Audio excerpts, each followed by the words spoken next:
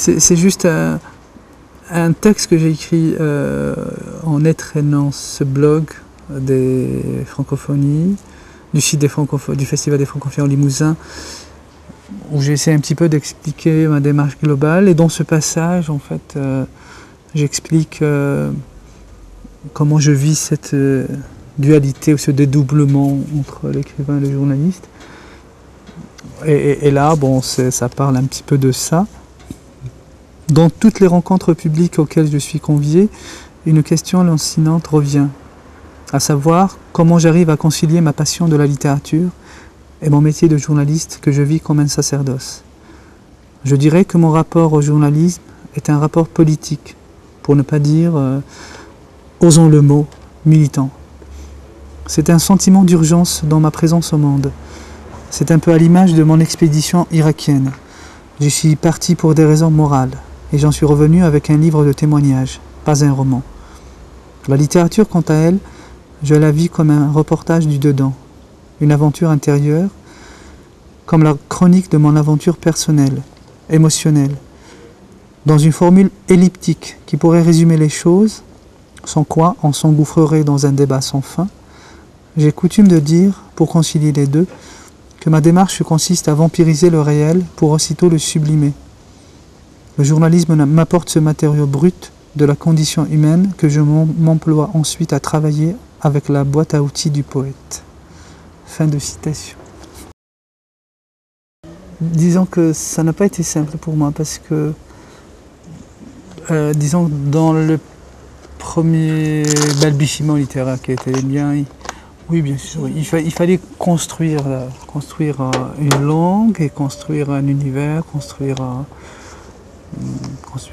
une thématique, se construire aussi de l'intérieur, construire le jeu, le JE, qui autorise à un petit peu à parler, à prendre la parole et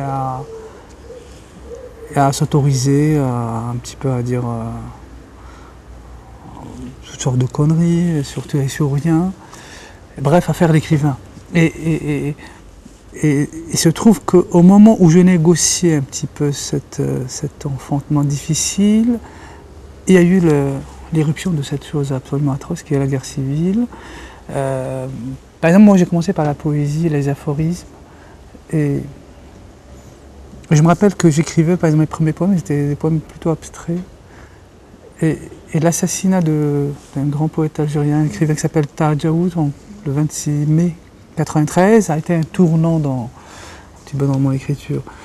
Et cette irruption, c'est-à-dire a restructuré totalement mon rapport à l'écrit. Par exemple, mon entrée en journalisme s'est faite sous le signe de l'engagement, même si ça peut paraître pompeux, mais c'est sur les faits. Il se trouve que je ne me voyais pas dans une formation politique en Algérie. C'était les débuts de l'expérience démocratique, parce qu'il faut savoir qu'en Algérie, donc, on a vécu sous la FLN, parti unique, jusqu'en 88. Le 5 octobre 88, nous avons eu une espèce de mini-mai 68, dont nous célébrons cette année les 20 ans. Et suite à cela, juste après, il y a eu la guérilla islamiste qui a voulu s'accaparer de cette expérience démocratique. Et donc, la corporation des journalistes, elle s'est tout de suite en première ligne de front. Et moi, il se trouve que j'étais en train en même temps de trouver sur le marché du travail, entre guillemets, voilà, trouver une petite place. Et j'étais engagé sur des études mathématiques, tout ça, mais après, je me suis senti un peu à l'étroit. Et il se trouve, voilà, tout ça s'est fait en même temps. C'est-à-dire, j'avais refait mon bac, je m'étais mis à des études de journalisme. Et juste à ce moment-là, il y a eu le début de la guerre civile, et donc je me suis empêtré là-dedans. Et donc, tout de suite, mon écriture s'en est ressentie. C'est-à-dire, mon écriture, elle s'est trouvée vraiment embarquée là-dedans. Entre, comme on disait tout à l'heure, cette écriture du dedans, une écriture intimiste, qui est un peu le propre de l'écriture littéraire, comme parfois je me plais à le dire, c'est le reportage du dedans. Et puis l'écriture tournée vers le monde, tournée vers les gens, tournée vers le réel. Moi justement, j'ai jamais voulu opérer une rupture entre ces deux écritures. Pour moi, les deux relèvent d'une certaine manière de ce que j'appelle parfois une écriture post-traumatique, c'est-à-dire l'écriture qui se propose de prendre en charge ce traumatisme-là, qui est celui de ma génération. Mes aînés, eux, ils se sont plutôt attaqués à la guerre d'Algérie, à la reconstruction identitaire. On a eu depuis Kateb Yassine, Mohamed Dib, Malik Haddad, Assia Djibar et tout ce monde-là, ils sont plutôt attachés leur vie durant à essayer de donner un contenu à cette nation algérienne, un petit peu dans les limbes. Tandis que nous, moi j'arrive et voilà, d'un côté il y a eu ce que j'appelais notre mai 68, les événements d'octobre, ce qui se un peu traduit dans un certain élan insurrectionnel, parfois que certains trouvent dans ma poésie par exemple, certains disent carrément poésie militante, je dis vous pouvez même mettre poésie mayonnaise, moi je m'en fous. Le principal pour moi, effectivement, pour revenir à ce que vous dites par rapport aux gens, c'est-à-dire de quoi parle-t-on, est-ce que ça parle à nos à nos contemporains. Et donc voilà, il y a eu cette écriture un peu coléreuse. Et puis disons que ça s'est concrétisé à travers un projet où toutes ces contradictions-là se sont retrouvées. C'était une expérience qui était un petit peu le paroxysme de tout ce chaos, c'était le service militaire. C'est-à-dire moi, je suis volontairement parti sous les drapeaux, parce que j'aurais pu avoir une dispense en Algérie. Je suis parti sous les drapeaux pour voir de près voilà, ce qui se passait dans l'armée, parce que l'armée était, disons, au cœur d'une polémique. Il y avait aussi une descente aux enfers que je voulais vivre, une expérience extrême. Et je suis sorti de là avec le premier roman en fait, par lequel j'ai été révélé au public, qui s'intitule Zartar. Zartar déjà, qui est lui-même aussi un projet, j'allais dire, esthétique. Parce que Zartar, on ne faisait pas beaucoup de romans avec des titres qui annoncent comme ça des algérianismes, c'est-à-dire c'était en soi un projet linguistique. Parce que j'aurais pu mettre le déserteur ou déserté. J'ai choisi un mot de l'arabe algérien qui dérive effectivement du verbe déserter, mais qui est un algérianisme. Parce que nous en Algérie on dit zarta, quand on dit zarté, j'ai zarté. On ne dit pas j'ai déserté. Et tout le roman est écrit dans cette veine-là, c'est-à-dire il est truffé d'algérianisme, il y a une espèce de langue naturaliste, de langue orale, qui faisait écho un petit peu à la langue qu'on pratiquait dans les casernes, la langue des bidas, qui est une langue extrêmement violente, en même temps c'est une langue un petit peu qui rappelle la musique raï chez nous. La musique raï, il y a comme ça une violence, il y a une sensualité, il y a une mélancolie. Et j'ai construit tout un roman comme ça, qui a été un peu mal reçu, mal compris. Les gens ont cru que je faisais du reportage romancé, alors que c'était pas tout à fait ça.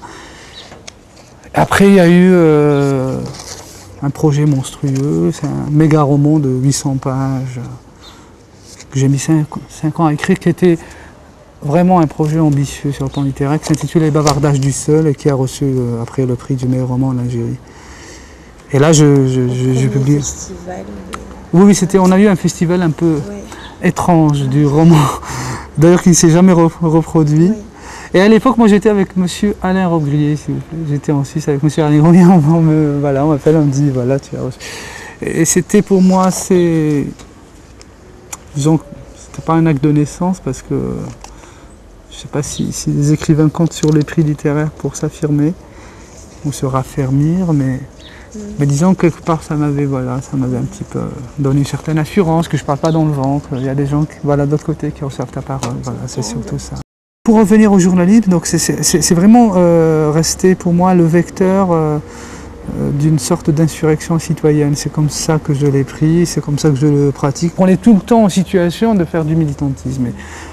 C'est agaçant, ça nous empêche parfois de faire notre boulot correctement, mais je me dis c'est tant mieux parce que disons que le silence complice, bienséant, et pire. Il n'est pas supportable ce silence. Oui.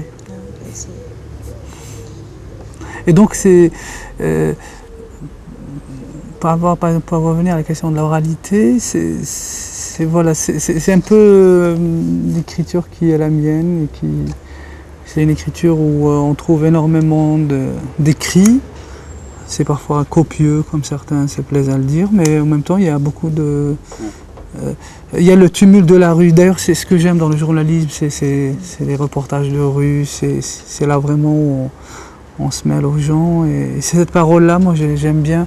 Parfois, je m'emploie, je m'amuse à le faire, parfois à titre expérimental. J'essaye de ramasser du langage et de l'injecter comme ça, à l'état brut, dans des textes. En ce moment même, je fais là dans des séquences de la pièce sur laquelle je travaille ici à Limoges, qui s'intitule Les Borgnes. Et c'est pour moi une manière un petit peu de construire une langue française qui serait presque ma langue maternelle, qui serait la langue maternelle que je n'ai pas reçue. Ou comme dirait un poète, Jean-Pierre Chambon, langue paternelle. Lui il parle de... Ma langue maternelle, c'est le berbère, c'est le kabyle. Et j'écris pas beaucoup en kabyle. L'an dernier, quand je suis venu à Limoges, j'étais avec monsieur Marcel Bauzonnet, l'ancien administrateur de la Comédie Française. Il avait mis en lecture un de mes textes qui s'intitule Paris avec glace en fer et qui est écrit en partie en berbère. Il y a des séquences en berbère. Mais oui, cette langue française, ce que je voudrais truffée d'algérianisme, truffée de berbère, truffée d'échos comme ça, de bruissement de cette Algérie qui n'en finit pas de s'enfanter, de s'enfoncer, de s'enculer. J'aime bien cette langue. Voilà. J'ai un rapport déjà amoureux à la langue française, mais je voulais, je ne sais pas, peut-être libérer d'une certaine langue française qui nous a plombés en Algérie, qui nous a donné une certaine littérature scolaire, un peu artificielle. C'est ce qui explique la part d'oralité qu'il y a dans mon écriture. Il y a aussi, vous avez parlé de vos 3 romans, Zarta, Les bavardages du seul, Archéologie du chaos amoureux. Il y a aussi Clandestinopolis qui a tourné. Oui, Clandestinopolis, c'est une pièce de théâtre, effectivement, qui... en fait, c'est Clandestinopolis qui m'a, disons, révélé au théâtre en France, parce que avant je faisais de petits textes un peu partout, et j'ai beaucoup travaillé avec une compagnie qui s'appelle Gare au Théâtre à Vitry-sur-Seine avec Mustapha Aouar. Après, disons, grâce à Mohamed Qassimi, l'écrivain et dramaturge, j'ai rencontré Monique Blin, qui était la présidente ici même, qui était la directrice des Francophonies, puis qui présidait une association qui s'appelle Écriture Vagabonde. Et c'est avec elle que j'ai pu faire Clandestinopolis, parce qu'on était parti en résidence à Anvers en Belgique, et à partir de là j'ai écrit Clandestinopolis, et après la pièce elle a pas mal tourné. Là, bon, elle est sortie chez l'Avant-Scène Théâtre. En ce moment elle est en création elle est en voie de création par une jeune compagnie qui s'appelle Compagnie 109, dirigée par Bastien Courtieux, qui est un charmant garçon, plein de talent. Et produite par Isabelle Decroix, qui fait vraiment du bon boulot. En fait, la première fois où elle avait été présentée au public, c'était au même théâtre du Rond-Point, c'était lors des Journées Bon Marché, en juin 2006. Et là, elle est revenue au point de départ, après avoir tourné, enfin, entre autres en Avignon avec Denis Lavant. Mais c'était plus de mise en lecture, mais cette fois, c'est une création. Et puis, je parlais tout à l'heure de la lecture qu'avait faite Marcel Bauzonnet ici même à la 24e édition du Festival des Franco. C'est à partir de là que Marie-Agnès Sevestre a eu la bonté de m'inviter pour revenir, et je suis là. Et enfin là, je boucle en fait ma résidence qui a été extrêmement riche. Moi, je trouve qu'au moment où des gens ils s'inquiètent, disons, de l'évolution de la société française, mais je trouve que le fait qu'on soit là, c'est quand même un signe très fort qu'il y a beaucoup de gens en France qui sont dans cette générosité de la culture française qui est très ouverte sur le monde.